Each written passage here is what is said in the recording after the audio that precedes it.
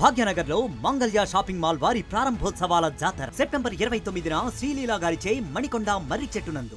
వైఎస్ఆర్సీపీ అధినేత జగన్మోహన్ రెడ్డి ఆదేశాల మేరకు రాష్ట్ర వ్యాప్తంగా మొత్తం వైఎస్ఆర్సీపీ నాయకులంతా దేవాలయాలను దర్శిస్తున్నారు. ఈ నేపథ్యంలో విశాఖ నుంచి గుడివాడ అమర్నాథ్ అయితే పార్టీ నేతలతో అయితే ఈవేళ రుషికొండ వెంకటేశ్వర స్వామి దర్శించుకున్నారు. ఈ నేపథ్యంలో మనతో పాటు మాజీ మంత్రి ఉన్నారు, ఆయన అడిగి తెలుసుకుందాం. సార్ చెప్పండి, ఎందుకు చేస్తున్నారు ఈ నేపథ్యం? జగన్మోహన్ రెడ్డి గారు మీద చేసినటువంటి ఆరోపణలు, చంద్రబాబు నాయుడు గారు దేవుణ్ణి వాడుకున్నటువంటి తీరు, రాజకీయాల్లో కులాల్ని మతాల్ని ప్రాంతాలని వాడుకోవాల్సినటువంటి ఈ దీంట్లో వాడుతున్నటువంటి ఈ సందర్భంలో చంద్రబాబు నాయుడు గారికి బుద్ధి ప్రసాదించాలని చెప్పి ఆ వెంకటేశ్వర స్వామిని కోరుకున్నాం. చివరికి ఏదైతే దేవుడి ప్రసాదం, తిరుమల తిరుపతి ప్రసాదం అంటే ప్రపంచ ప్రఖ్యాతిగాంచినటువంటి దీనికి హిందువుల మనోభావాలు, దేశ ప్రజల మనోభావాలు, తెలుగువారి మనోభావాలు అందరితో ముడిపడి ఉన్నటువంటిది. నీ అవసరాల కోసం ఎంతమంది మనోభావాలతో ఆటలాడుకోవడం అనేటువంటిది కరెక్ట్ కాదు. అందులో కూడా ఏమీ లేని దాన్ని నువ్వు సృష్టించేటువంటి కార్యక్రమం చేసావు. సో మళ్ళీ తిరిగి నిరూపించాల్సినటువంటి బాధ్యత ఉంది. ఎందుకంటే ప్రజలకి అనుమానాలు ఉన్నాయి, నువ్వు దాన్ని నివృత్తి చేయాల్సినటువంటి అవసరం ఉంది. అది నువ్వు సిట్లు స్టాండ్లు కమిటీలు వేస్తే నవ్వు. CBI enquiry YSR Congress party demand చేస్తుంది, ప్రజలు కూడా డిమాండ్ చేస్తూ ఉన్నారు. సో వీటన్నిటికన్నా మించి దయచేసి దేవుడిని రాజకీయాల్లోకి లాగొద్దు అనేటువంటిది ఆ బుద్ధి చంద్రబాబు నాయుడు గారు రావాలని దేవుని కోరుకున్నారు. కొత్తగా వచ్చిన డిక్లరేషన్ ఎపిసోడ్ కోసం ఏం చెప్తారు? ఏం డిక్లరేషన్? ఎప్పుడు లేని డిక్లరేషన్ ఇప్పుడేంటి? ఏం డిక్లరేషన్ చెప్పండి? జగన్మోహన్ రెడ్డి గారు 5 సార్లు బ్రహ్మోత్సవాలకి పట్టు వస్త్రాలు ఇచ్చారు. రాజశేఖర రెడ్డి గారు వారి తండ్రి 5 సార్లు పట్టు వస్త్రాలు సమర్పించారు. ప్రతిపక్ష నాయకుడిగా అనేక సందర్భాల్లో జగన్మోహన్ రెడ్డి గారు తిరుమల వెళ్ళారు. ఇప్పుడు ఈ సందర్భంలో మళ్ళీ వెళ్ళి వాళ్ళు ఆపి రకరకాలైన డిస్టర్బెన్స్ చేసి దీన్ని మళ్ళీ డైవర్ట్ చేస్తారనే ఉద్దేశంతో జగన్మోహన్ రెడ్డి గారు ఒక అడుగు వెనక్కి వేశారు. జగన్మోహన్ రెడ్డి గారు చాలా క్లియర్గా కేటగారికల్గా నా మతం మానవత్వం అని చెప్పి ఆయన చెప్పడం జరిగింది. దానికి కట్టుబడి ఉన్నాం.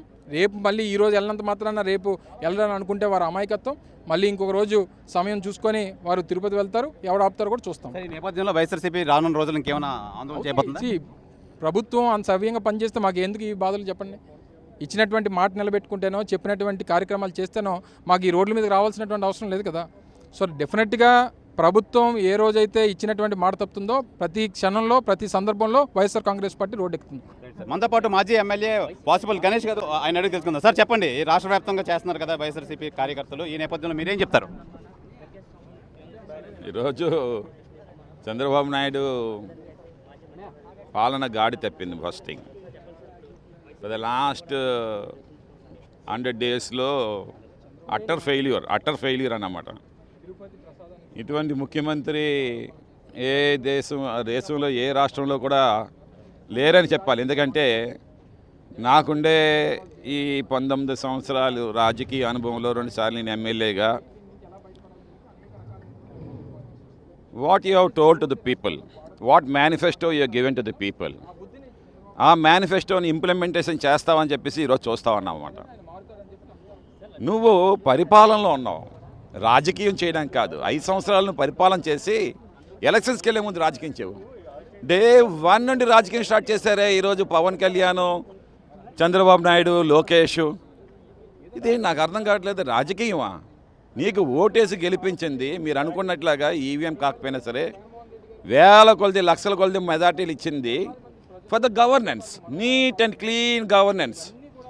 ఓవరాల్గా ఈ తిరుపతి ఎపిసోడ్ అంతా కక్ష చర్య సాధింపు చర్య కింద భావించుకోవచ్చా? అంటే జగన్మోహన్ రెడ్డి అధికారంలో ఉన్నాడు, పింక్ డైమండ్ మాయమైందని చెప్పి ఒక ఆరోపణకి దానికి ప్రత్యామ్నాయంగా ఇదని చెప్పి ప్రజల్లో అయితే ఒక కామెంట్స్ అయితే వినిపిస్తున్నాయి. ఏమంటారు? ఆబ్వియస్లీ ఇది చాలా వాస్తవం. ఎందుకంటే Subrahmanyam, the great MP and advocate, అతనే అన్నారన్నమాట, Chandrababu Naidu is a big liar, is a liar.